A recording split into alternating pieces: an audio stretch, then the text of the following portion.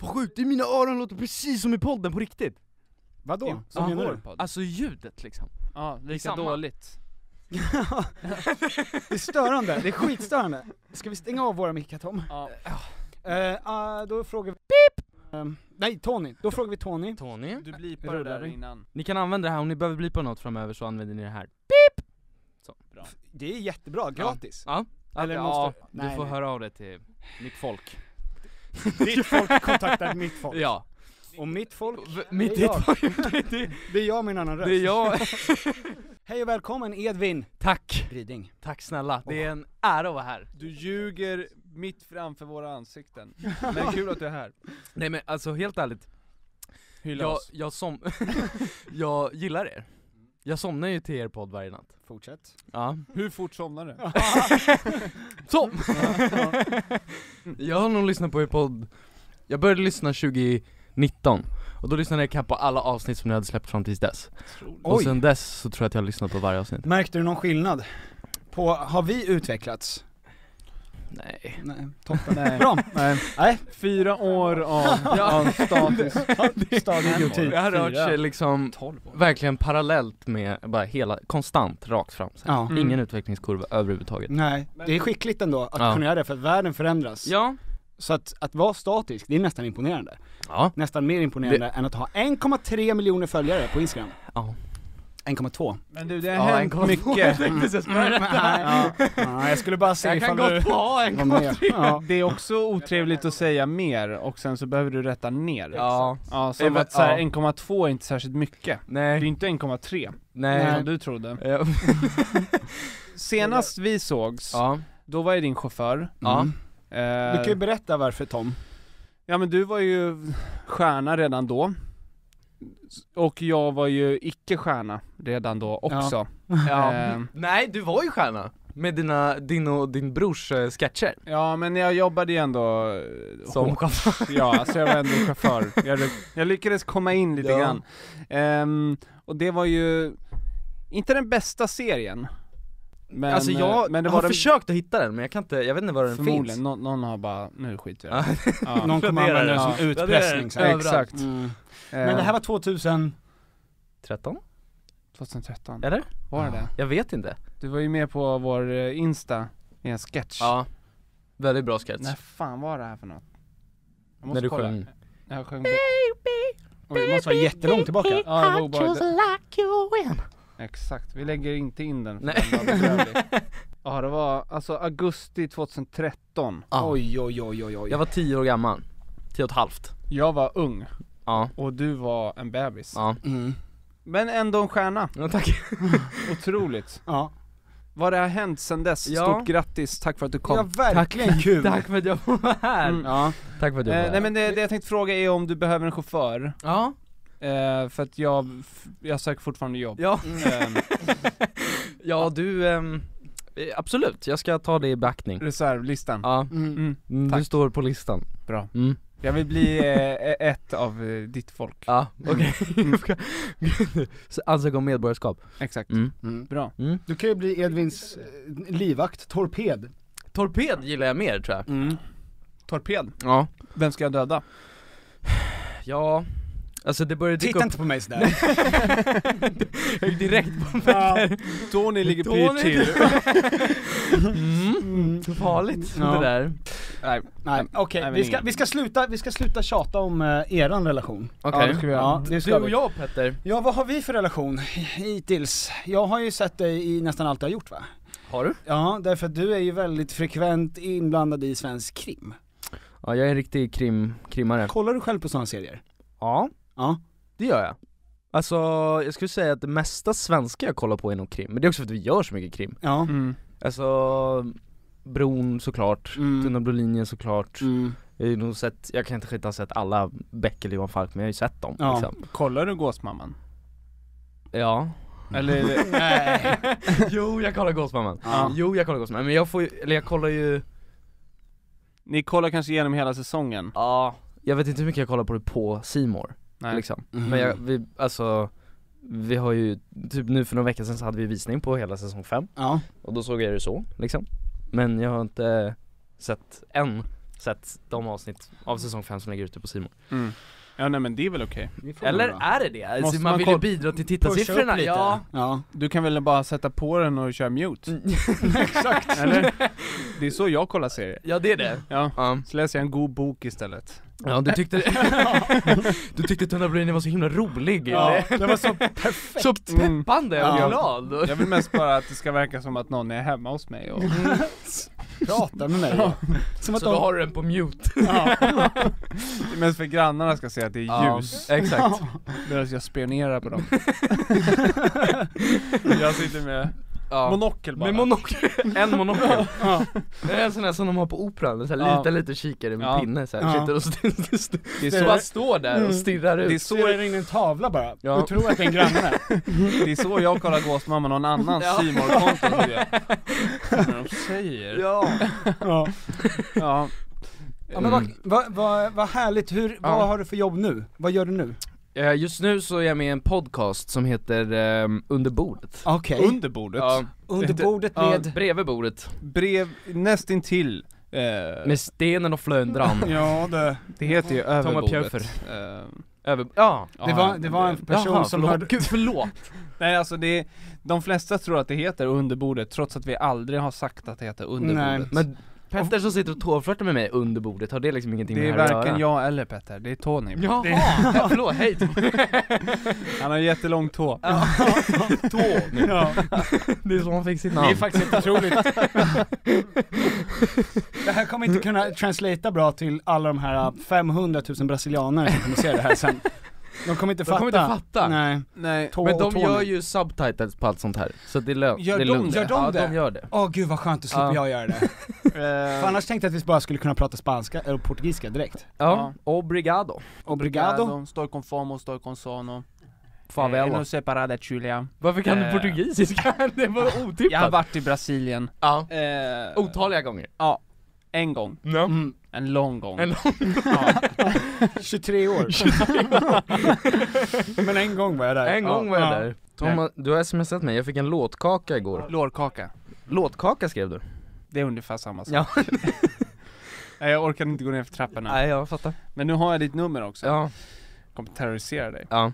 Eller bara ring om du behöver prata liksom. Eller när du har sett Gåsmamma genom grannens fönster. Exakt, vad säger du där? Ja. Avsnitt 3. Jag kan inte slå på ljudet. Vad var det du sa där med pistolen? Nej men vi måste ju prata om det som har hänt här. Ja. Den enorma framgången med Young Royals. Ja. Hur i helvete var det att alltså säsongen släpptes och det rasslade in följare på det sättet?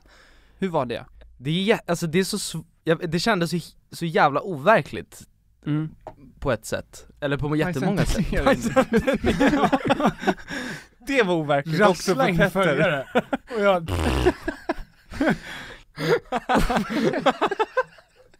Knip igen skinkorna för fan. Knip igen stjärten. Tänk att någon ska texta det här på brasilianska. Knip igen skinkorna. Från Tom. Tom väser till Petters stjärthåll. Knip igen. Och jag sitter med stoneface.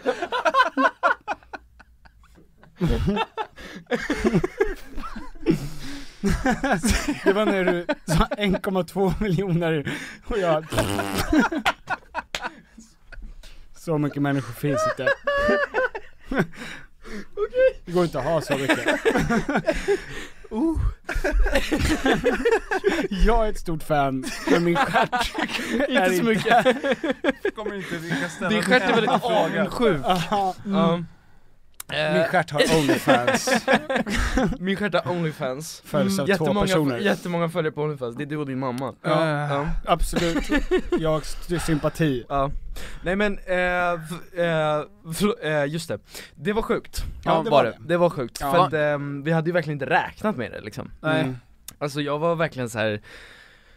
Tänk om vi liksom går bra i Sverige. Det hade varit helt sjukt liksom. Alltså jag har ju gjort serier som har gått bra i Sverige liksom. Men där jag inte har haft huvudrollen. Så att om en serie där jag får spela huvudrollen går bra, då, du vet, jag skulle vara helt crazy. Ja. Och sen så exploderar den liksom i jättemånga länder i hela världen. Hur mycket följare hade du innan? 20 000. Har du börjat skratta högre efter du fick 1,2 miljoner följare? Efter att du blev framgångsrik. Att du går in i ett rum med mer med en annan hållning. Ja. Det blev lite längre tror jag. Det är därför du får vara här. Ja, för att pusha. För att jag... Gå in och följ Petter Englefors. Säg det på portugisiska. Tom? Separados. Petter Englefors. Du säger bara olika typer av ost. Petter Englefors, parmesan. Du råkade anställa en torped. Ja. Fan, nej. Nej. Nej men jag vet inte riktigt när jag började fatta att det var helt så här. Alltså första kvällen så skrev Johanna Nordström till mig på DM och då kände jag wow. Ja. Då tyckte jag det var fett. Ja. Liksom. Men vad skrev hon? Du är sämst, skrev hon. Fan vad dålig du är. Ja, inte bra. Inte bra, Edvin. Jag vet inte vem du är, men det var inte bra här. Jag känner att jag behöver inte dig, men dåligt var det i alla fall. Det kommer gå åt helvete där. Fan vad det kommer gå dåligt för dig i framtiden. Så skrev nej men jag tror att någonting hände när jag slog 1 miljon. Då var det för att jag och hur snabbt gick det? En månad ganska precis. 8 augusti. Jag stod på en bargata i Kroatien. Och bara, ja jävlar! Typ. Men var det så att du kunde gå in varje gång och precis som man tänker att Kardashian har det? Alltså, och så bara 100 nya. Jag tror inte att det var som Kardashians, men det var ganska mycket. Det var ett tag där när det var typ 50 000 om dagen som jag ökade med. Det är jättemycket. Det är så stört alltså. Men när du går in jag håller på att pilla in grejer för att den ska hålla käft. Kork efter kork. Men när du går in på din Insta och gör en shoutout till mig som jag brukar göra. Om du gör det nu. Nej, gör det nu. Nej men var kommer dina följare ifrån? För man kan ju se liksom procent. Ja. Det är ganska så här utspritt och så är det ganska låg procent, men det är ju inte så här 90% från ett och samma land. Det är för att anledningen till att vi skämtar om att det brasilianska, det är ju för att på alla utforskarsidor nu så är det ju TikToks på dig. Från alltså brasilianare. Jag vet. Det är helt sjukt. Tänkte du att det bara var för dig i början? Alltså okej, det kommer till mig.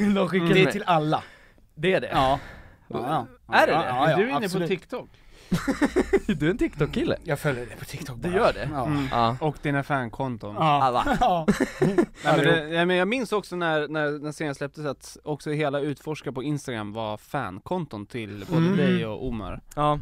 Ja, och de heter så här Edvin and Omars Kisses typ. Alltså det är så här Edvin Butterfly. Det är så här, det är jättegulligt. Edvin kisses his dog Otis. Yes. Yes. Ja, det är fint. Det är fint, men jag märker också typ att så här, de är så himla hungriga efter content. Alltså de letar upp allt som läggs ut på mig. Läskigt eller? Ja, det är jätteobehagligt. Men förföljer, alltså stakar folk upp det också? Vet de var du bor då? Ja, det gör de. Alltså jag har inte sett det med mina egna ögon, men jag bor ju hemma. Mina föräldrar har sett det. Min granne som är, så här, jobbar som någon slags vaktgrej typ. Han har sett det flera gånger också. Att det är folk utanför. Och det är någon som har skrivit till min stora syster också så här. Jag är utanför. Och det är lite obehagligt. Kan jag tänka mig. Min lilla hund är inte speciellt skrämmande. Han är inte skrämmande nog för att skrämma iväg dem. Han kan försöka, men du får skaffa en ny. Var kom dina följare från? Ja just det, de kom från, det är 16,1% från Brasilien. Är det den största? Det är den största.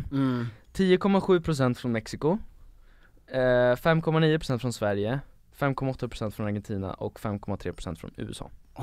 Helvete. Det blir en Sydamerika-resa för dig. Ja. Men hur ska du smaska på den här karamellen då? Alltså, hur ska du kapitalisera på det här? Ja, jag vet inte. Jag vet inte hur man gör. Ni som är lite mer sociala medieproffs kanske kan. Det skulle man kunna det tro. går bra för oss. Det skulle man kunna kalla oss. Ta inte råd från oss. Det sjunker skeppet. Nej men du skulle ju kunna... Du har inte ens en blå plupp, Peter. Nej. Nej jag vet, och jag skickade in till Instagram för en månad sedan och frågade om jag kunde få det och fick avslag. Hur många gånger har du gjort det? Du blev hackad helt bara. Ärligt, hur många gånger har du gjort det? 2. Vi har ju skickat in tillsammans första gången tror jag. Och då fick du. Ni satt och höll hand och skickade och tänkte nu smäller det. Rösta på oss. Nu kör vi. Ja, exakt. Och det var då mitt alter ego började spinna iväg. Men han har en blå plupp. Vem då? Ditt alter ego. Mitt stjärt. På OnlyFans. Ja. Så är det i alla fall med den saken. Nej men jag tänker bara så här, har du fått några utlandsförfrågningar? Jobbmässigt? Alltså inte för konkreta liksom så här jobba med oss, men det är så här provfilmningsförfrågningar kommer. Jag provfilmar för grejer utomlands liksom. Har du gjort det redan? Ja. Can you speak Ringlish? Ringlish?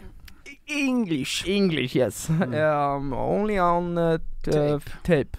You have what kind of dialect do you have? Many? Irish. Yeah. Scottish. Good. Okay then.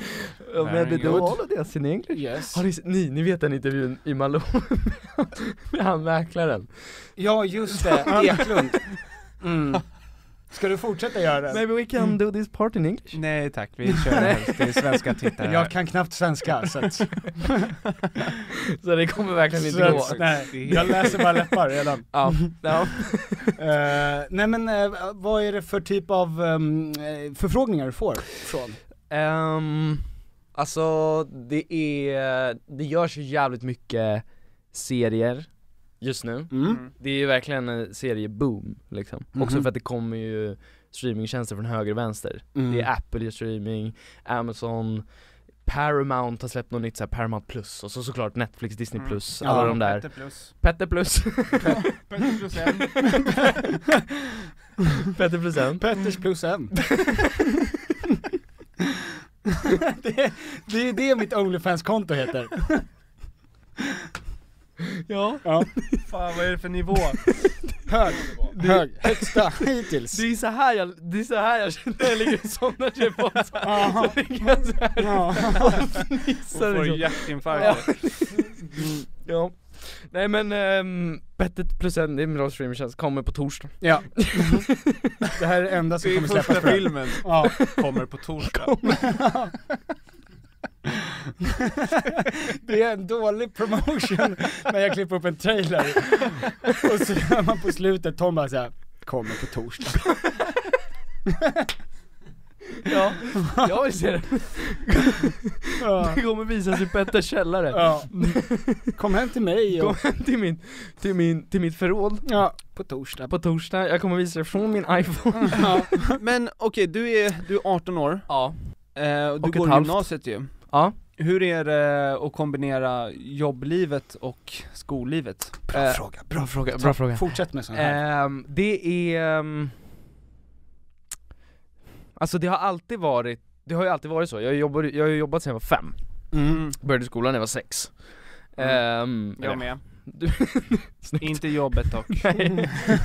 Vi har mycket gemensamt. Ja, du och jag. Ja. Och jag går fortfarande i skolan. Ja, vad duktig du är. Jag har gått om 4 flest gånger av alla i hela Sverige. I hela Sverige? Ja. Vad duktig du är. Rekord. Ja. Kan fortfarande inget om kungarna.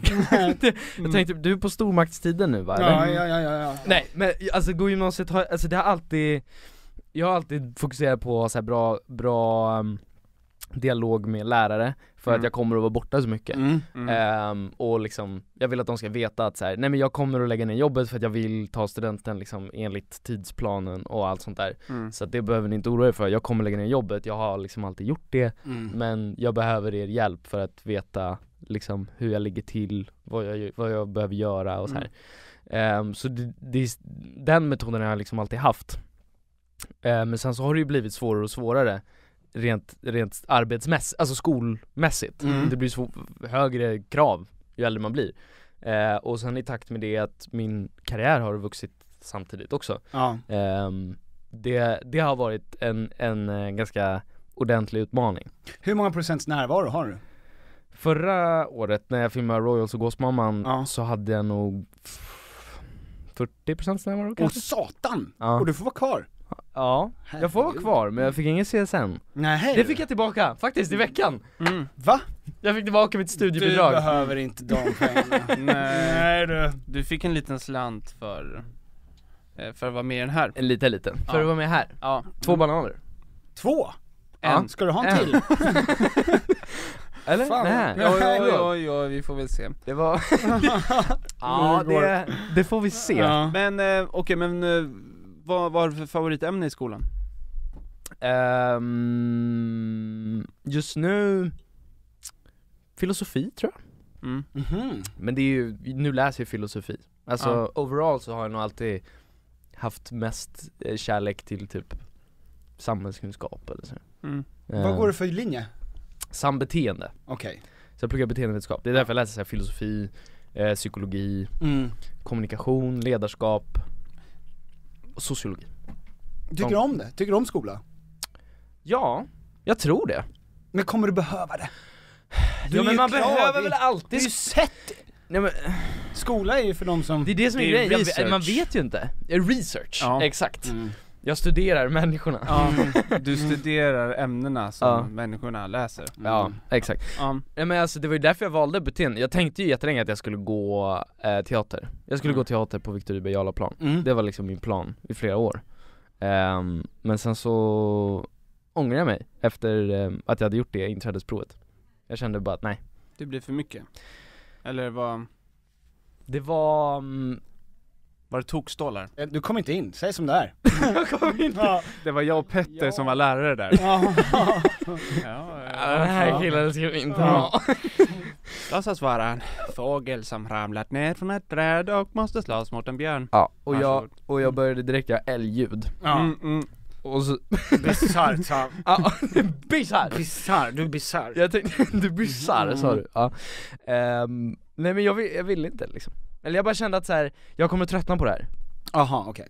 Jag kände att om jag ska gå den här linjen på det här sättet i 3 år och så här, inte kasta någon skit. Eller hur många lyssnar på det här? 9 pers. Du behöver inte vara orolig. Nej men jag vill inte kasta skit på Victor Rydberg Jarlaplan liksom. Jag bara kände att jag kommer få ut mer av att läsa beteendevetenskap. Därför att jag tror att eller min teori är att det jag jobbar med handlar om att gestalta människor och verklighet. Oj, alltså jag känner många där och de blir vilda nu. Du sa att du inte skulle kasta skit och sen bara fortsatte du kasta skit. Jag vill inte kasta skit. Jag är en skitkastare. Jag är en riktig skitkastare. Nej, alltså men eller vadå? Alltså jag tyckte bara att jag kommer få ut mer av att läsa beteendevetenskap. Ja. Jag hade nog haft skitkul och jag har jättemånga kompisar som studerar teater på Jarlaplan. Men går det lika bra för dem eller? Suck it! Ja. Nej, eller förlåt. Läs beteendevetenskap. Läs beteendevetenskap, det är det som är kontentan. Brasilianerna kommer att då får ni brasilianer efter suck it bara och lägga på en TikTok. Suck it. Men du, det som vi har fått väldigt mycket frågor om som vi måste reda ut, det är: när började du? Hur började du? Jag började när jag var 5. Ja.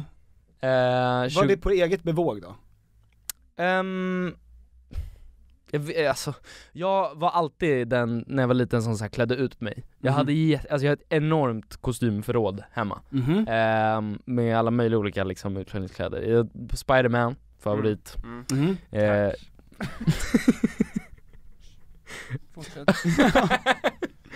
Tack Peter, Tom. Och Jack Sparrow också. Ja. Otrolig. Harry Potter. Nej men så att det var liksom alltid, jag var väl lite teaterapig liksom. Jag visste inte, jag var 5. Så att det är klart jag inte hade någon medvetenhet om teater så. Men då finns en rollsättare som heter Maggie Widstrand, som är typ en av de absolut mest etablerade rollsättarna i Sverige. Hon rollsatte Ondskan liksom. Alltså hon har hållit på hur länge som helst. Och hon samma dag som hon fick ett jobb att rollsätta för en thrillerserie som heter Mannen under trappan, så köpte hon också en säng av familjevänner till oss på Blocket. Så när hon kom och skulle köpa den här sängen så var hon sen för att hon hade haft det här telefonmötet om ett nytt jobb och där skulle hon förklara. Och då det var egentligen bara du i din scenmask direkt. Ja. Jag hade klätt ut mig till säng. Mitt big break. Ja. Och så, vad tycker du? Ja. Vad tycker du då? Jag tror jag det, va? Ja. Den är lite liten för mig, men jag tar den. Nej men, och då passade de på att fråga så här bara, ja men jag ska börja rollsätta nu för det här. Ni råkar inte känna någon lite 5-åring här som kan spela Jonas Karlssons son. Och de bara, ja, jo, en typ. Så gav de mitt mammas nummer till henne. Och så gick det lite tag och sen så ringde Maggie då, min mamma, och bara, hej, jag har hört att du har en son med bruna ögon. Och min mamma bara, what the fuck, vem är du? Typ. Nej, han har kristallblå ögon. Han har kristallblå ögon. Hon sa, jag vet väl inte. Hur fan vet jag? Hur fan ska man veta det? De ändrar väl färg? Kollar du på sånt? Jag ser igenom ögonen. Nej men då fick jag komma och provfilma för det och någonting gjorde jag rätt. Liksom. Jag gjorde en fantastisk säng gjorde jag. Jag vet inte om jag var nervös alltså. Du minns inte det just? Nej, det jag minns från själva inspelningen var att när jag fick manuset så memorerade jag alla mina repliker innan vi började filma. Alltså innan inspelningsperioden började. Så jag kunde liksom alla mina repliker i huvudet för varje scen. Jag visste direkt vilken scen som vi skulle spela in. Bra, då ska jag säga det här. Liksom, innan vi ens hade börjat spela in. Det kommer jag ihåg väldigt starkt. Jag kommer ihåg att vi filmade ute på Lidingö. Det fanns en studsmatta. Vår guvernant var väldigt trevlig. Det var Tom i kvinnokläder. Ja.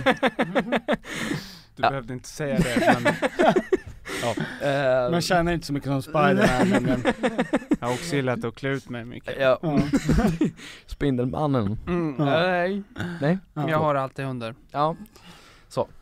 Liksom. Ja. Det är väl han som gjorde det. Ja. Det var det.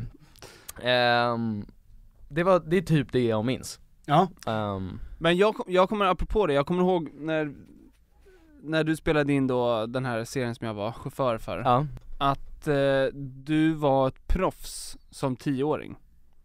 Alltså, hur då? För det var du och en annan Scott Isit. Ja. Och jag minns att du var så här, du var dedikerad. Alltså du som du sa, du kunde alla repliker. Det var som, alltså, du hade gjort det där länge redan. I 5 år. Det är inte många 10-åringar som har 5 år erfarenhet. Nej. Nej, men jag bara minns att det var så här, alltså du var målmedveten. Eller jag minns inte så mycket från den här inspelningen. Jag minns ju dig. Jag minns ju dig. Ja, tack. Ja, nej, men vad fint sagt. Tack. Ja, nej, men jag minns att jag tyckte. Kommer du ihåg att vi käkade på Sveriges första hamburgerhak en lunch? McDonalds. Ja. Sveriges godaste hamburgare. Sveriges enda. Nej, men kommer du ihåg det? Jag har ju en nej. Jag har en ljudinspelning. nej. Jo, men det minns jag. Men ljudinspelningen minns jag inte. Nej, men jag har en ljudinspelning där jag och Scott sitter på det här hamburgerhaket. Och vi leker liksom podd. Aha. Podd? Ja, och det var startskottet till Tom och Petters podcast. Det var då du tjuvlyssnade. Bara, fan, Petter! Det här är bra content. Det här är skitbra. Nej, men, och då kallade vi oss för Solstrålen och regnbågen, tror jag, eller något så här. Obehagligt. Ja. Jag tror att det var Solstrålen och regnbågen. Jag ska se om jag kan hitta det någonstans. Fan, vad sjukt. Vad gullig du var. Undrar om jag har den på min mobil. Om jag har det den hade så varit vore det helt sjukt. Ja, otroligt. Jag ska snabbt kolla det här nu, för att alltså... Nej, men jag var jättesnäll när jag var yngre. Sen har jag blivit mer elak på äldre dagar. Jag ska se. Nej, den finns inte här. Fan! Det var väldigt roligt. Vi sitter och bara så här: varmt välkomna till Solstrålen och regnbågen, typ. Och så sitter vi och pratar om, vi sitter på Sveriges första hamburgerhak, så här. Och så bara så här, och Tom ska köra oss tillbaka nu. Och Tom, vår odrägliga chaufför. Ja, nej, men det var ju en rolig inspelning. Det är den jag minns. Ja. Linus Wahlgren var med, va? Ja. Han var det. Och Skolin var med. Kristina? Nej. Jo, vi var ute på det där landstället, kommer jag ihåg. Deras landställe? någons landställe.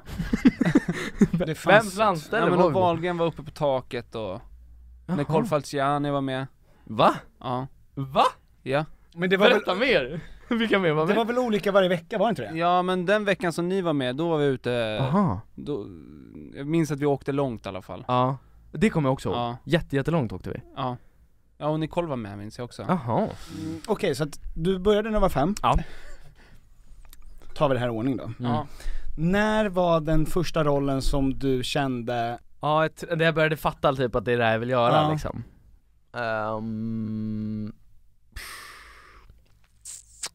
Jag tror att det var, jag gjorde en serie för Barnkanalen som heter Bicyclo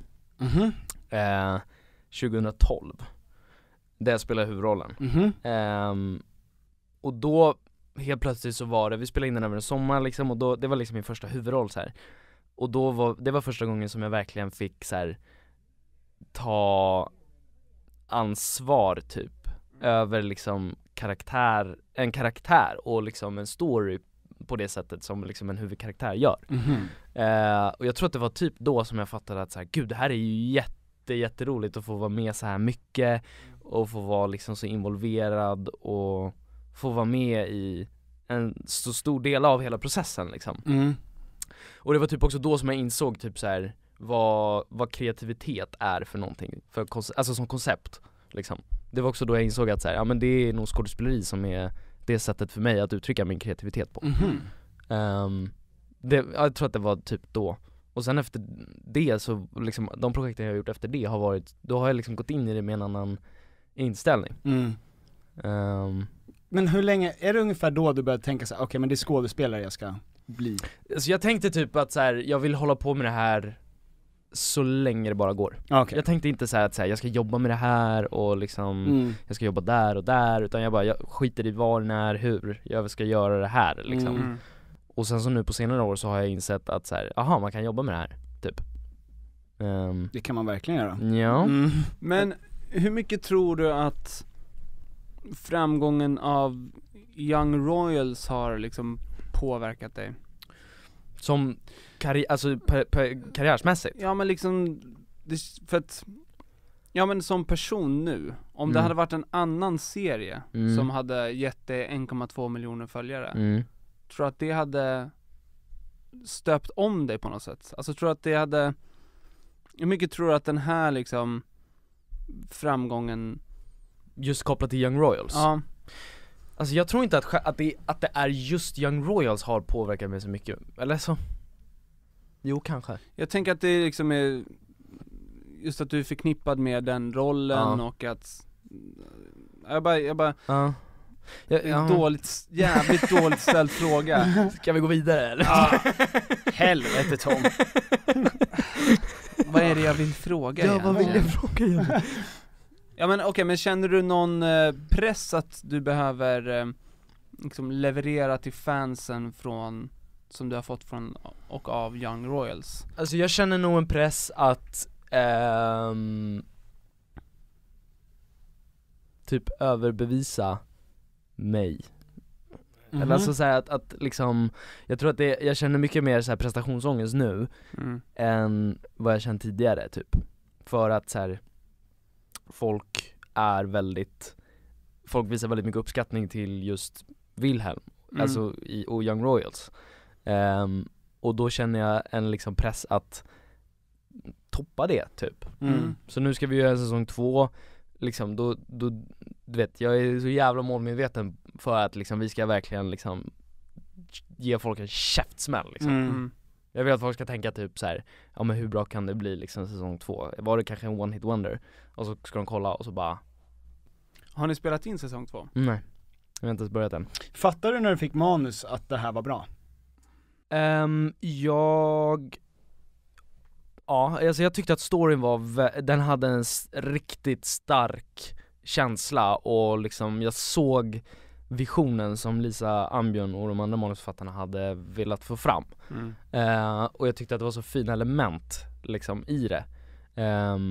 Och sen så alltid sen när man läser ett manus så är det så svårt, du kan ju inte veta med 100% säkerhet så här bara okej, men hur ser den där miljön ut och hur ser den där miljön ut och hur ska det där funka och så här.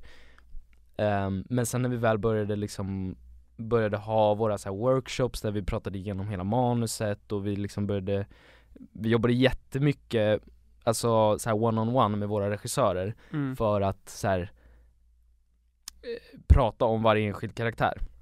Och jag la ner jättemycket tid på att liksom kartlägga Wilhelm i detalj liksom så här.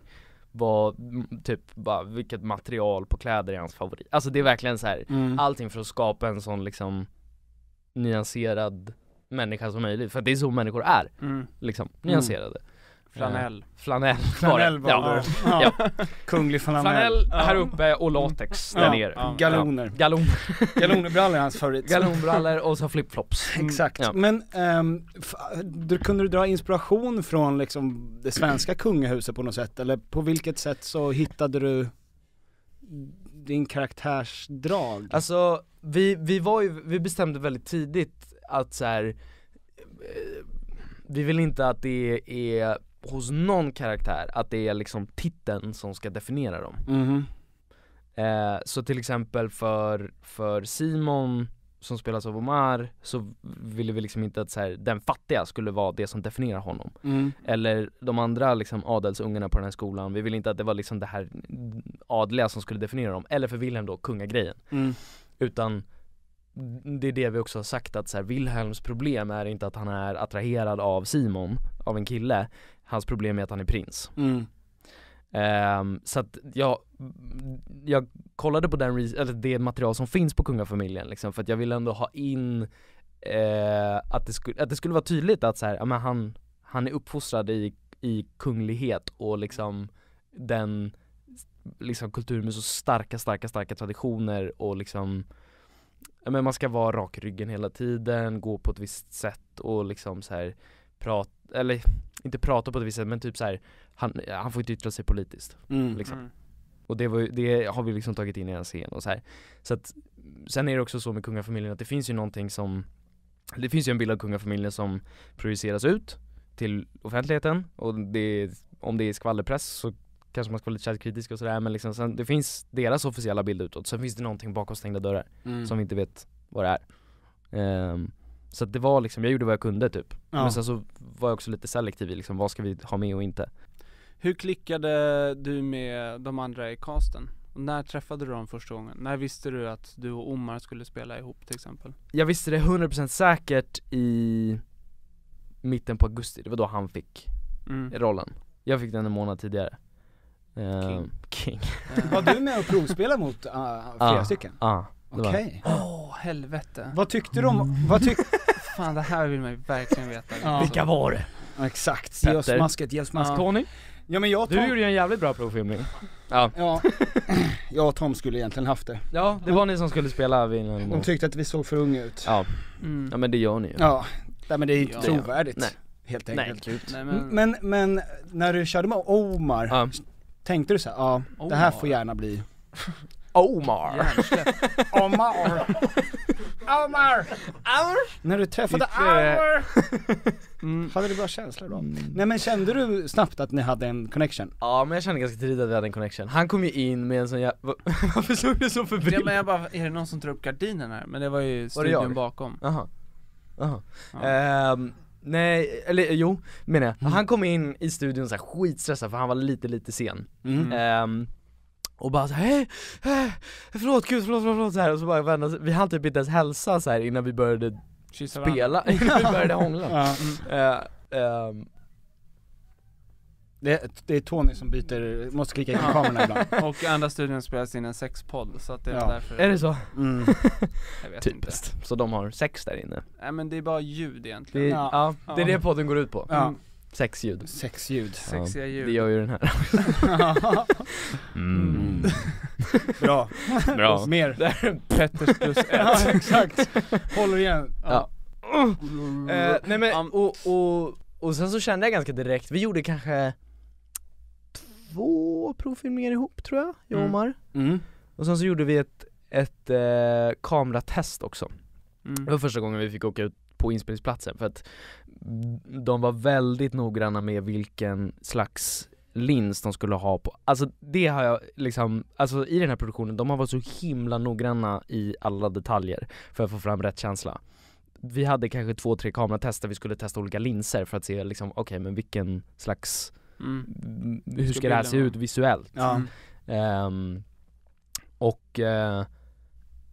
Jag tror att så här, redan från första gången efter vår första provfilmning så skrev Omar till mig så här, på Instagram och bara, kan vi ta en fika och prata igenom det här typ? Och jag bara, ja, självklart. Men varför då? Var det för att vara starkt? Nej, men han var också så förbryllad över att liksom alltså jag tror att det var hans andra provfilmning någonsin i hans liv liksom. Och vi gjorde en bra provfilmning liksom. Och vi hade ganska bra kemi från början liksom. Och det kommer jag ihåg att jag pratade med vår regissör om också liksom så här. För hon bara så här, har du någon favorit typ så här. Hon ville veta också vad som funkar bäst med mig liksom. Och då var jag bara så här, Tom.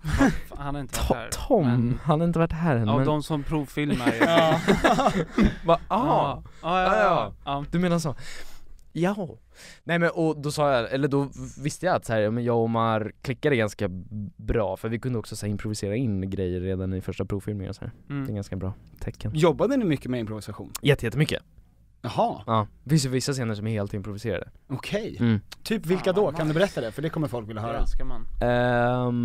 Har ni sett hela? Ja. Självklart. Varför tvekar du? Därför att jag... jag har gjort. Ja. Sett och sett. Jag hade det på mute.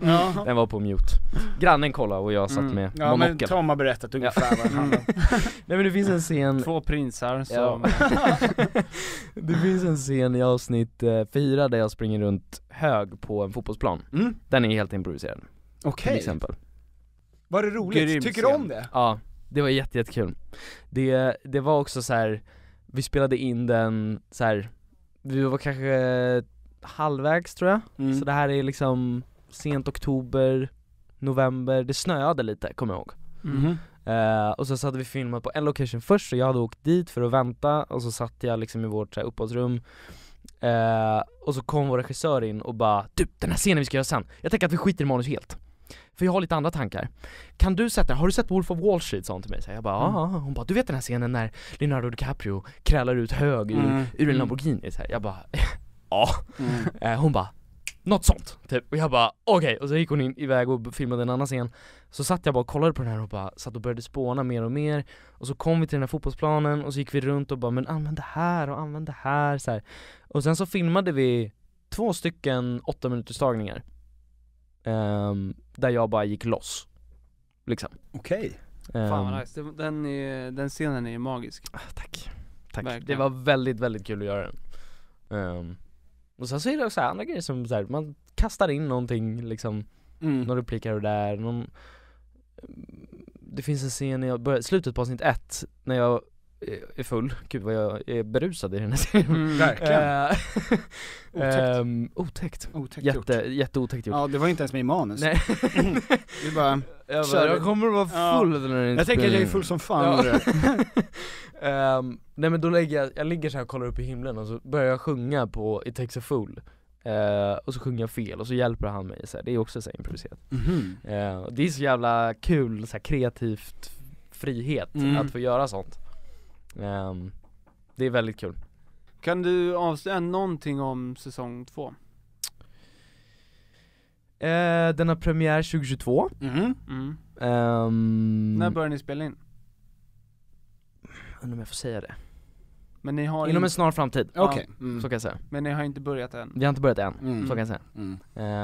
Och jag tror att den kommer bli fet. Vad bra. Peppa. Ja, vilken tur. Ja, gud vad skönt. Igen.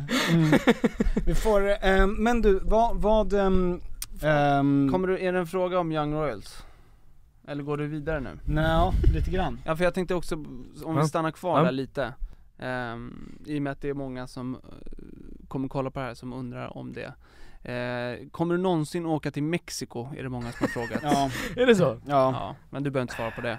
Nej, men det jag undrar är, har du spelat in såna här intima scener förut?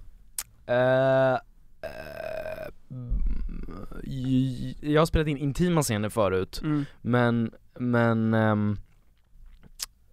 inte så här liksom avklätt och naket typ. Hur var det? Hur går man in i det? Och var det läskigt eller vad? Alltså jag går in i, alltså om det är projekt jag ska göra och så vet jag att det är mer intima scener så här, då går jag tycker att intima scener kan förstärka en berättelse så jävla mycket. Har ni sett Hjärtedam? Nej. Men vet du vilken det är? Det är en film, är det Gustav Lind och Trine Dyrholm. Det är ju väldigt mycket sex jättemycket sex i den. Just det. Alltså allt som kommer. Jaha, du menar så? Ja, sex är temat, ja. Ja. Vi ska börja det här avsnittet med sexscener också. Ja. Fast ljud. Ja. Vi får se. Ja, en bild på dem så här. Ja. Alltså, vad ljud. Toms självsexscen. Vidrigt. Men det intima förstärker. Det förstärker och du vet så här, och så att jag var inte speciellt rädd egentligen. Jag var mest så här. Jag ville att det skulle göras på ett bra sätt. För att jag har gjort intima scener där det har liksom gått jättedåligt. Eller alltså såhär. Jag med. Många gånger, story of my life. Jättedåligt har det gått.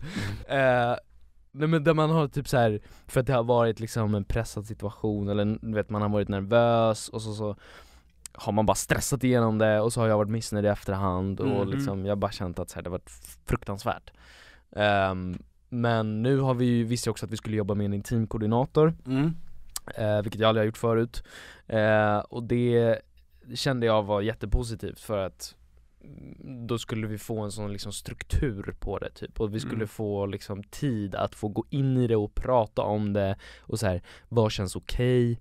Och att det liksom, det finns inga begränsningar. Att så här, nej men jag tycker det där känns inte okej för mig. Okej, då skriver vi om liksom. Det var så skönt faktiskt. Så att egentligen det enda som kändes jobbigt var typ, eller det var mest att jag var så här ovan vid att jobba på det sättet med en teamkoordinator. Det är ett väldigt speciellt peculiar sätt att jobba på. Det där ordet behöver inte översätta. Du kommer få en roll på grund av det där. Ja, The Crown, säsong 5. Jag vill ha en roll i Sex Education, säsong 4. Är det din favoritserie? Ja. Det är faktiskt en helt otrolig serie. Den är helt otrolig. Har ni sett säsong 3? Nej, jag har inte sett klart. Den är så bra. Ja, den är så jäkla bra. Alla är så jävla bra skådespelare i den också. Men vi ska inte prata mer om den nu. Men alltså det var en arg blick som du fick om det. Nej men för att det som jag undrar nu är ju det här. Nu får ni hålla käften. Men vad kul och spännande.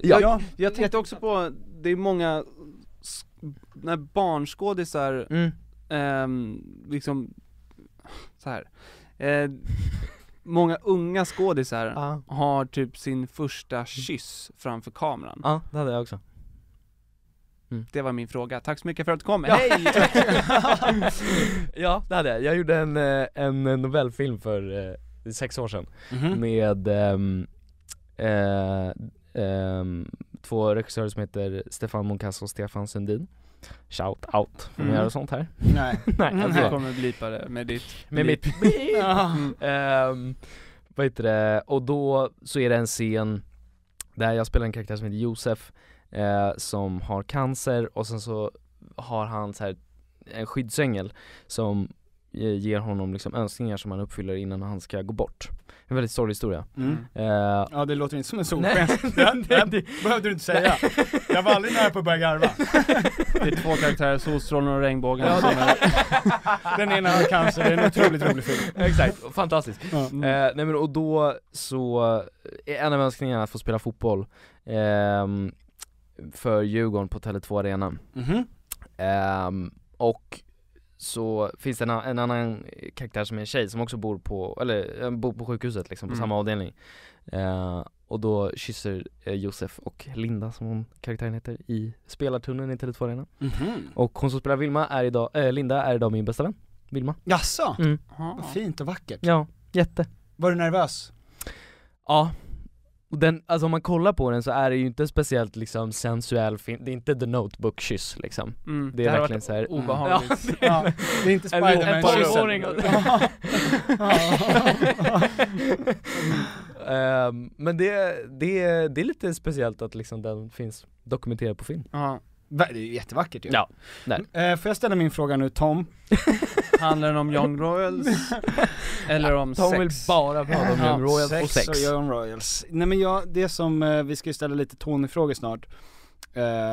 Tony-frågor från lyssnarna. Men vad är ditt drömprojekt / din drömroll?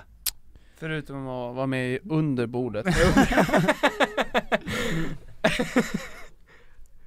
Ja, vi ska lämna det där. Nej. Ja. Nej, jag vet inte. Alltså jag skämtar lite när jag säger att jag vill vara med i Sex Education, men det hade varit kul. Men jag vill jobba utomlands. Och det behöver verkligen inte vara i Amerikat. Nej. Heller. Alltså jag tror Finland. Island. Ja. Ungern. Jättebra film. Bara stark industri. Stark industri. God baklava. Billig. Ja, billig och god. Ja. Nej men jag tror att anledningen till att många vill till USA är, alltså jag vill absolut till USA, det är inte det, men jag tror att anledningen till att många liksom tänker att så här, det är dit man ska är för att den marknaden är störst. Liksom. Bollywood. Eller? Bollywood är störst. Jag kan ta det till Bollywood. Jag tar dig till Bollywood. Där har du. Vi tar med de där bullarna och så drar vi sen. Du får de här bullarna och Edvin. Och så är han med i en film här. Nej men typ såhär dansk film som vi pratade om förut, jättebra. Irländsk är också bra. Engelsk, spansk, fransk, italiensk. Alltså det finns jättemånga bra. Brasiliansk, mexikansk, argentinsk. Det måste där sitter de brasilianerna bara. Han nämner alla länder förutom mitt. Jag sa alla länder förutom nej men och sen så känner jag bara typ att jag vill spela roller som inte finns än. Aliens. Coolt. Ja, det finns inte. Skitcoolt. Fotbolls-aliens. Nej men jag vet inte, jag märker typ såhär, jag känner såhär varje dag att såhär bara gud, en sån där människa skulle jag vilja spela typ. I förrgår så satt jag var på middag med 2 kompisar och så pratade vi om psykopati. Alltså människor med diagnostiserad psykopati. Och när vi liksom pratade om det och redde ut så här, bara, men liksom hur hanterar man sånt, alltså så här, och då kände jag bara så här, gud, jag skulle verkligen vilja spela en människa som är medveten om att den är diagnostiserad psykopat typ. Eller typ så här, någon dag innan det så var jag såg det var en kille som spelade piano väldigt passionerat. Och då som du gör. Jag undrar hur det såg ut. Det var så här. Är det passionerat? Ja. Alltså det var och så tänker du pianoljud samtidigt då. Smärtsamt var det. Och sen så började jag prata med honom efteråt så här, och han var han var så passionerad i liksom allt han gjorde och sa. Och du vet så här, jag bara gud, en sån människa skulle jag vilja spela. Alltså så här, jag märker hela tiden att det är så här. Ja, så jag vill ju gärna spela någon av er vid filmen om Tom och Petter. Kommer på torsdag. Kommer på torsdag den med. Det finns en del roller som ska fyllas på torsdag. Ja. Ja, men fan fint. Ja. Vem skulle du spelat då, tror du? Tony. Du går direkt efter största stjärnan. Man ska ju söka den största rollen. Aim for the moon and end up in the Nej, vad heter det? Aim for the End up in Stockholm. Aim for the stars and end up in Forsta strand. Tänk på avståndet mellan vagn och plattform. Ska vi ge Tony några? Ja. Ja men Tony ställ lite frågor som folk har svarat på. Det var ju 2-3 stycken frågor som trillade in där. Vi ska försöka hinna med alla, va? Vi ska försöka hinna med dem. Och vi tar inte ansvar för det här. Det här är Tony. Ni har avsagt er allt ansvar. Ja, det är Tony som du ska brotta ner sen. Okej. Kul att vara tillbaka. Ja, hej Tony. Välkommen. Kul att vara tillbaka. Han har inte varit med på länge. Nej. Men vi börjar med en riktig rackarrökare idag. Ja, det gör vi! Är du singel? Ja, det skulle jag säga. Det skulle du säga, men vad säger din flickvän? Nej, jag har ingen flickvän. Ja, då så. Ja. Pojkvän? Nej. Sjukaste DM? Oj. För du har fått ett och annat DM nu kan jag tänka mig. Ja. Det har jag. Och jag har fått porrfilmsförfrågningar. Okej. Har jag fått. Från vilka då? Brassers? Dogfuck Productions? vilka Linda Lust, känner du? Brazilian Cake Har Linda från Brazilian... Brassers hört av sig till dig? Jag sa att jag skulle ge henne ditt nummer. Nej men det var från en privatperson. Den här människan bara would you like to do a porno with me? But you'll be the only one visible. Typ. Och jag bara thank God. Well, obviously. As long as I'm a star. You can't afford me. Hur långt gånget frågade du vad du skulle få betalt? Nej, alltså, det skulle vara intressant att veta. Nej. Ja, verkligen. Ja, faktiskt. Alltså prova det. Ja. Jag kanske ska leta upp det DM:et. Ja. Om jag kan hitta det någonstans. Och svara. Hur mycket skulle jag få betalt? Ja men nu ska du ha 500 spänn. Ja, en biobiljett va, eller? Ja. Dubblar vad jag tar. Ja. Det är snabba puckar nu. Pang, pang, pang. Ja, det går fort i hockey. Ja, det gör det. Vem har du blivit mest starstruck av att träffa? Ja. Petter. Ja. Du vet vad jag ska säga. Tom. Johanna Nordström. Tom, du vet också. Ja. Det var, vad heter det, regnbågen? Ja, regnbågen och solstrålen. Måste varit det. Nej gud, jag vet inte. Jag har träffat Zlatan en gång. Sara Larsson. Blir du starstruck? Blir du starstruck? Ja, jag blir jättestarstruck. Blir du det? Ja, det är så speciellt, apropå min kompis Vilma. Om vi två är ute och käkar middag typ, och så går det någon kändis, då blir jag direkt så här, medan hon blir ju så här 4 gånger coolare. Alltså då går hon som på en catwalk typ, liksom. Då röker hon så här långsikt. Ja. I sån här, exakt, en sån cigarett liksom. Ja, exakt. Coolt. Ja. Men vilka skulle du kunna vara? Vem tror du att du skulle bli mest starstruck av? Asa Butterfield som spelar Otis i Sex Education. Jag har ändå döpt min hund efter honom. Jaså? Ja. Butterfield. Är det han? Butterfield. Good day Mr. Butterfield. Ja, det vore ganska fett. Det känns som att du har fått en hel generation brasilianer att börja kolla på Sex Education. Ja, jag tror det. Jag tror fan, det. du måste fakturera dem för det här är den bästa promon de Men det är ju så fått. kul för att så här, när Netflix lägger ut grejer om Sex Education så taggar ju folk mig i kommentarsfältet för att de vet hur mycket jag älskar den här serien. Du kommer ju få en roll där. Hur ser en vanlig vecka ut? Vad är Edvins favoriträtt? Oj, 2 frågor i en smäll. Ja. De hade också ingenting att göra med. Vilken liten gottegris, kunde inte hålla sig. Dålig fråga Tony. Tony. Men det är inte Tonys fel. Nej. Men om vi ska skylla på någon. Vem är det som har ställt frågan? Det är Petter. Det var jag. Nej, en vanlig vecka. Jag har avstämning med min agent på måndagar. Då går vi igenom om det har kommit in så här nya förfrågningar och grejer. Just nu så är det kommer det in liksom intervjuförfrågningar ganska ofta. Och sånt. Men du tackar nej. Jag tackar nej till allt förutom underbordet. Just det. Underbordet. Överbordet, förlåt. Är prio för dig. Ja. Det här är en spin-off. Vi döper ju om det här. Ja, vi gör det. Överbordet. Det är bara för att jag vill ha liksom första avsnittet. Första enda avsnittet av underbordet vill jag ska vara med mig. Nej men och sen så liksom ibland så är det någon self-tip som ska göras och så. Men sen så går jag i skolan varje dag. Hur svårt var det att övertala din agent att du ville göra det här? Det var gör det inte. Gör det inte. Nej, jag förklarade att så här, jag har somnat till de här killarna varje dag. Jag måste få vara med. Så sa jag. Ja. Och då sa han okej, gud. Okej, ta det lugnt. Gud, chilla. Jag kommer ställa frågor. Ja. Jag skickar in. Ja. Men favoriträtt. Favoriträtt. Gud, jag vet inte. Pasta är gott. Men det är Benjamins fel. Pasta med smör. Pasta med smör. Ja, jättegott. Men någonting. Vad vill du ha på? Ketchup? Nej men jag gillar ju. Lagar du mat hemma? Ja. Det gör jag. Jag gör ganska god pasta pomodoro. Som man gör liksom i Italien. Just det. Tycker jag är gott. Ja. En gång gjorde jag en carbonara på västerbottenost. Det är gött. Ja. Det kan jag tänka mig. Hade du grädde? Nej. Inte bara en fråga för en kompis. Jag vet att han blir vild. Ja. Nej, ja men så att pasta kanske är väl min favoriträtt. Ganska brett egentligen. Men det måste ju vara gott. Alltså, bra svar på en bra fråga. Ja. Jag ska bjuda dig på pasta någon gång. Ja, tack. Du har lite då blir det köttbullar. Stuvad spaghetti. Det kommer bli all pasta du kan tänka dig. Ja.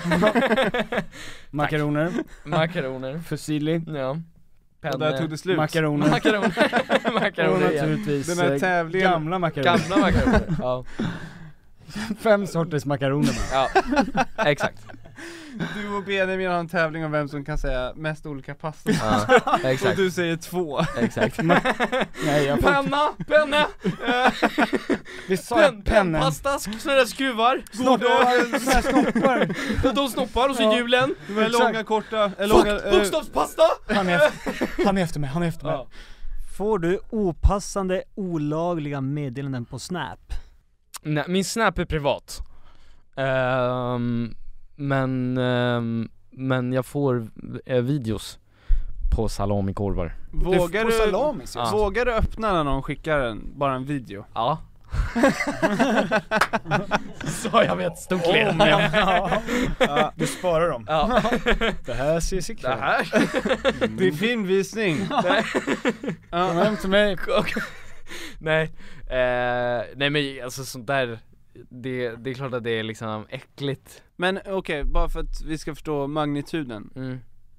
Hur många dickpics har du fått? Det är väl ett 10-tal i alla fall, tror jag. Ja. Är det? Och sen så dessutom några liksom onani-videos. Ja. Märker du någon skillnad på hur folk beter sig mot dig i skolan? Ja, alltså jag blir smygfilmad i skolan. Okej. Det blir jag. Och det är lite, det kan faktiskt vara ganska jobbigt. När liksom, alltså jag kan liksom inte, eller jag känner typ inte att jag kan ha en dålig dag för att folk stirrar och kollar, och ibland så ser jag liksom att mobilen är uppe typ. Vad säger du till? Man räcker inte upp handen och svarar fel och bara nej, exakt. I min klass är det ganska lugnt. Alltså, eller det är väldigt lugnt i min klass.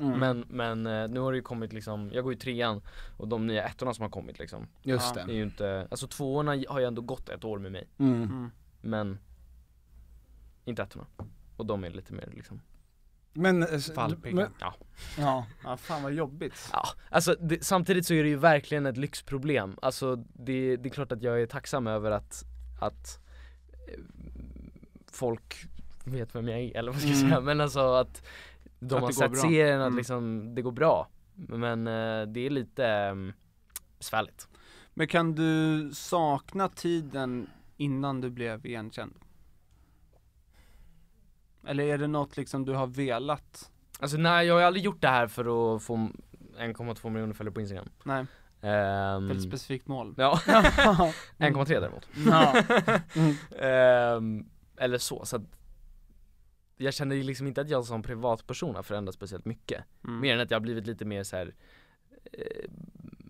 vad ska man säga? Reserverad.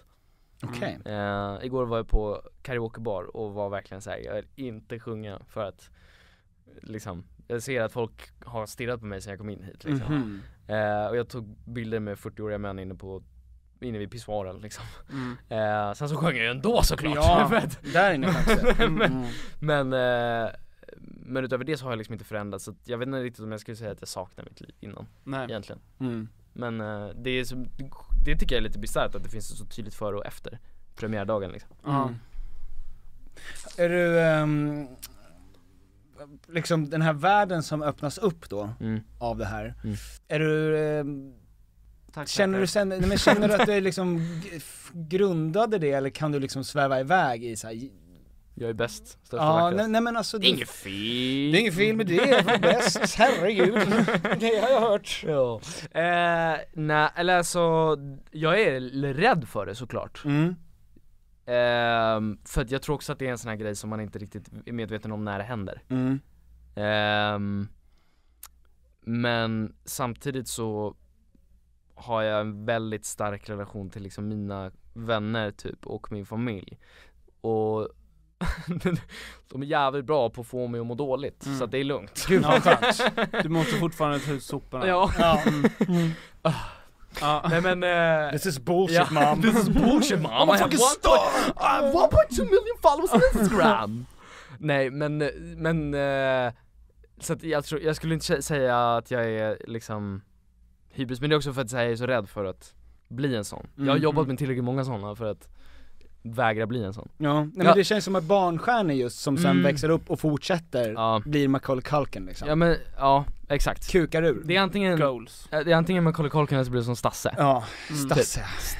Stasse är underbar. Varför jämför honom med Macaulay Culkin? Macaulay Culkin och Stasse är inte samma sak. Flauken. Och han ballat ur fullständigt Stasse. Stasse är ju helt knark och våld och knark och våld. Knark och våld och så lite mer knark. Ja. Anastasio Solis pratar vi om nu. Ja. Brasilien. Det här är ärret som du har. Ja. Vilken sida sitter du på nu igen? Bägge. Ja. Det är ju mina ögon. Jag trodde du skulle säga, jag ber om ursäkt för dem. Det var, det är många som har frågat var det ärret kommer ifrån. Det är ja, tack. Vi kan säga så. Sanningen är att jag var 7 år gammal och lekte kull med min bästa kompis på mitt hajen. Jag lekte kull med en haj. Och han blev så jävla tävlingsinriktad.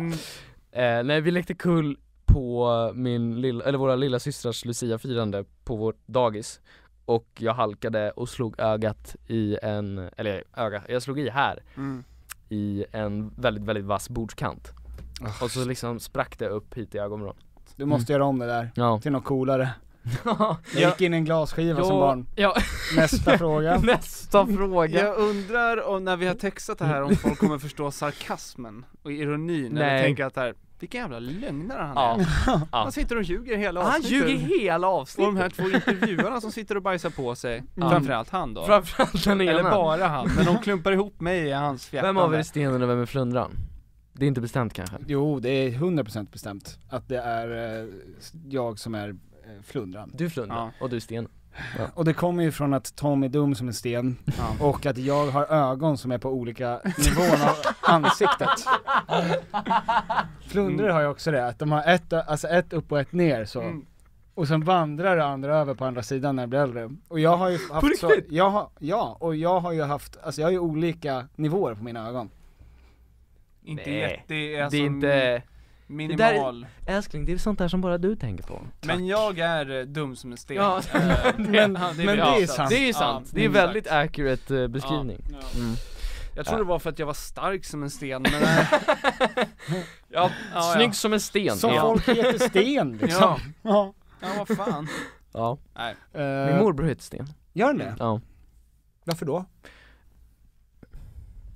Varför gör man så mot ett barn? Sten, jag tycker det är fint. Jag tycker också att han är väldigt bra sten. Min sten. Okej. Min morbror Sten. Det är väldigt tur att den här Young Royals kom ut när du var 18. Ja. Eller? Ja. För att? Nej, men för att du har ju blivit sexualiserad. Ja. Och vi har ju fått betydligt mer fräcka frågor än de här. Ja, som du skickade mig. Med en av de frågorna om mitt könsorgan. Ja, exakt. Skrev faktiskt en av mina bästa kompisar. Så att du kan ta bort en. Okej. Ja, men det var en av många. Av 100. Och sen var som undrade det. Och sen så istället för att säga det så började de undra hur stora fötter du hade. Ja. Jag fick inga sådana. Men Petters följare är betydligt mer porrskadade. De är mer porrskadade. Ja. Nej, men jag tänker att men det är ju för att du finns på OnlyFans, va, eller? Ja, och för att jag sa det. Hur stort tror ni hans kön är? Ja. Har ni några frågor? Har du frågor till exempel hans kön? Om hans penis där. Nej, men jag tänker bara att det var väldigt tur. Eller för att det är ju väldigt många som tycker att du är så väldigt, väldigt snygg. Och du är väldigt snygg, tycker jag. Detsamma. Tack! Är du klar? Eller vad ska det här leda till något? Tom, du är ju... Nej, ni är ju fan båda flickvän. Ja, fan. Nej, jag skojar bara. Nej, men jag menar, är det en känns det konstigt att du helt plötsligt går från att vara barnskådis, såhär lillebror och sådär i serier och sånt, och till att helt plötsligt så är du sexig. Folk tycker att du är snygg. Det är lite det är lite svårt alltså. att hantera.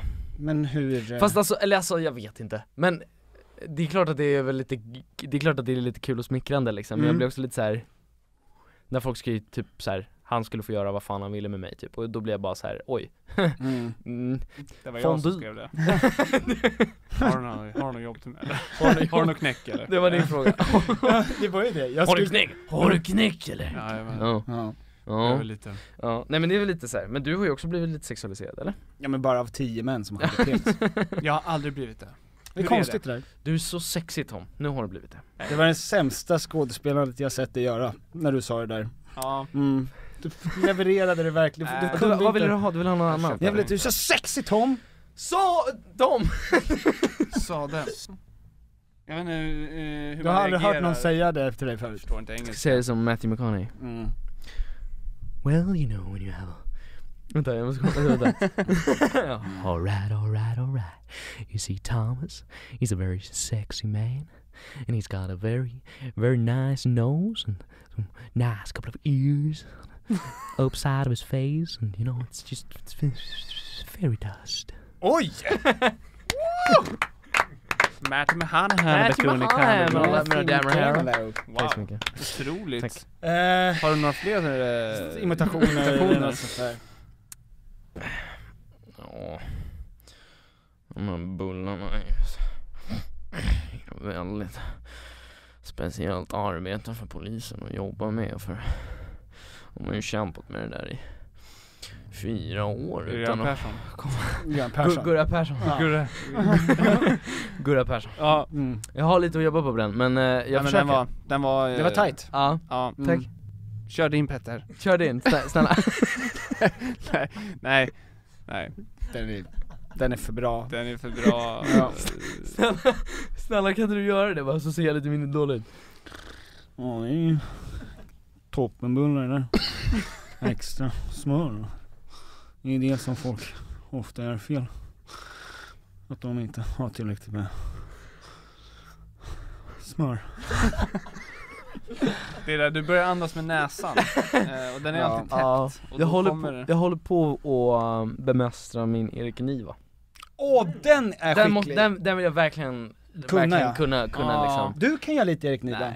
Nej, inte tillräckligt för att jag ska våga mig på det. Ja, Tottenham 84. Nej gud, den där blev Lidingö. Ja, jag vet inte om det men här... du som är, vad är han, Peter? Nej, han är från Jokkmokk, va? Jokkmokk, är han? Ja. Jättenorrland. Ja, det är verkligen Norrland. Vad var det jag tänkte på? Inte speciellt mycket. Nej.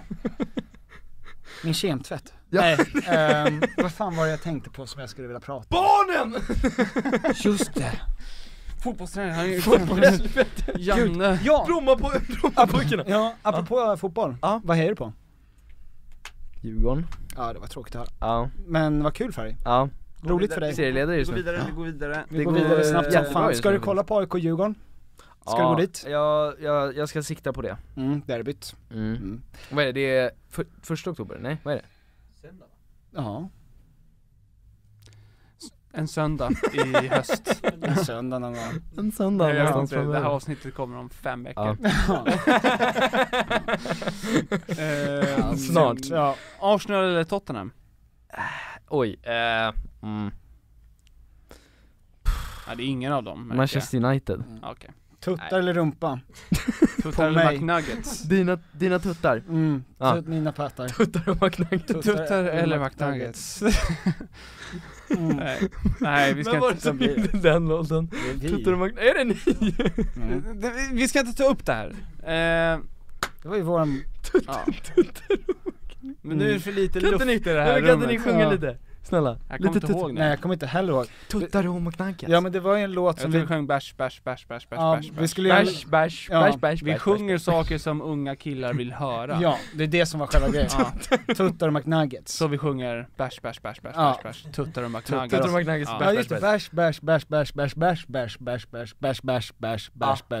Tuttar och McNuggets. Var är vår Grammy? Ja, vart fan är Grammy? Visade sig att det var inte alls det som ni ska vara med så mycket bättre med den. Ja. Tusse ska göra en version på Tuttar och McNuggets. Det hade varit otroligt. Är du bra på att sjunga? Nej, jag tycker att jag har starka utvecklingsområden. Okej. Jag sjunger ju bara i duschen egentligen. Men som Omar sa till mig under inspelningen av Young Royals: Edvin, du är jävligt bra på att sjunga, helt okej. Oj! Det var en bra komplimang. Satan vad han kunde släppa det där på slutet. Lindade in det där bra. Ja. Jag tyckte att det var så jävla brutalt. Du är så bäst på att sjunga dåligt. Du är alltså bäst på att sjunga sämst. Ja.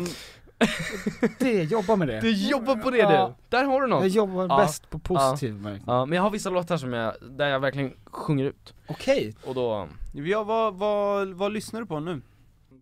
Jag vet inte, det skiftar lite grann. Ibland så lyssnar jag bara på filmmusik. Alltså komponerad musik.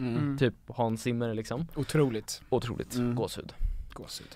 Det är hans bästa låt. Gåshud. Av Hans Zimmer. Han släppte.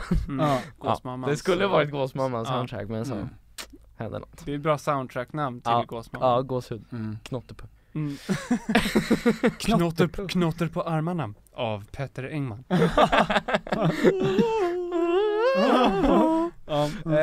Och ibland så, just nu lyssnar jag ganska mycket typ såhär musikallåtar. Men ibland så lyssnar jag på Harry Styles. Vem? Harry Styles. Harry Styles? Harry Davis tror jag så. Meryl Styles. Billie Eilish. Billie Eilish? Ja, hon är bra. Får man väl ändå säga. Ja, det får man väl ändå säga. Hon är väl ändå bra. Hon är väl ändå bra. Vår tids största artist. Hon är väl ganska bra. Hon är väl ändå 2 av 5. 2 av 5. 2 av 5 är det bästa betyget någonsin jag gett. 10 av 5 toast. Jag tror att jag hade som ganska många hade 2019 hösten där, så lyssnade jag ganska mycket på hiphop. Okej. Hippelihopp. Hippelihopp, ja. Tycker du att det är bra? Victor Lexell med en svag då. Ja. För att klargöra. Så alla har koll på det. Ja. Ja men fint. Jag tror att vi ska avrunda. Men du är ju varmt välkommen tillbaka. Nej, ja. Självklart. Ja. Tom och Petter och Edvin. Nästa vecka. Tom under bordet avsnitt 2. Tom under bordet med Edvin. Ja. Nej men det har varit skitkul. Jättekul att hänga lite. Verkligen detsamma. Alltså det här är en ära för mig. Ja men detsamma. En stor ära. Väldigt lycka till. Tack. Ja, verkligen lycka till. Tack. Ja, hoppas att det snälla uppförsbacken nu kommer. Hoppas att det tar fart. Ja. Snart kanske vi kanske passerar Bianca Ingrosso. För skådespelare så att nej. Nej men tack. Och detsamma. Tack, puss. Jag kommer att fortsätta somna till er podd. Tack. Jag lovar. Trots allt. Ja. Vi behöver den sista lyssnaren. Ja. Vilken lyssnare tror jag inte jag är då? Nummer 6. Om du kommer in 2019 så är det nog 9 va? Jag är 9 kanske. Vi har inte fått några nya 9 kommer och går. Det är alltid någon, det diffar ofta med en. Plus minus en. 9 plus minus en. Petter plus en. Nya Strange. Kommer på torsdag. Titta på det. Tack så mycket för att du kom. Tack själv för att puss och kram. Puss. Och tack, välkommen tillbaka Tony. Ja, tack Tony. Och tack till alla brasilianska tittare. Obrigado. Obrigado. Favela.